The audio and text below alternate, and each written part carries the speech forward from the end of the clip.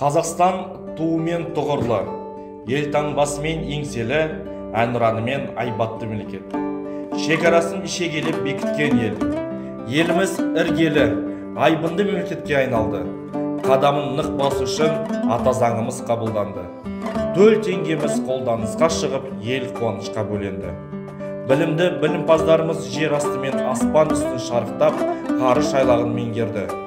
Көк туымыз көкте желбіреді. Ядролық полигонның жабылуы ел еңсесін одан әрі еселетті. Қазақстан Республикасының қорғаныс министрлігі құрылды. Бұл қазіргі таңда тәуелсіз Қазақстанның төл әскерін құрудағы ең маңызды шешім болатын. Азаттық алысымен алыстағы ағайынның арманы тоғысты.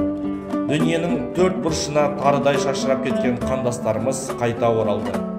Қосылғанның қолы ұзын, қос керуеннің жолы ұзын, бірігіп ел болдық. Тоғыз жолдың торабындағы, алпауыт елдер қатарындағы алып мемлекетімізді әлем жұртшылығын мойындады. Елорданы Алматыдан Сарыарқаның төсінде жайғастырды. Сарыарқаның желді атырап даласы таңғаларлық ғимараттармен, балабақша мектептермен толықты.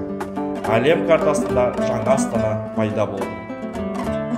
Тіліміз бен дініміз қайта жаңғырды. Тіл ғасырлар бойы әр ұлттың ұрпақтан ұрпаққа берілу арқылы жинақтаған бағасы жоқ мәдени байлығымыз. Қазақ тілі қазақ халқының ұлттық тілі. Ол Қазақстан Республикасының мемлекеттік тілі. Рухани жаңғыру барысында көнеміз жаңғырып, білім мен біліктілігіміз артып, әлем сахнасында ойып тұрып орын алған мемлекетпіз.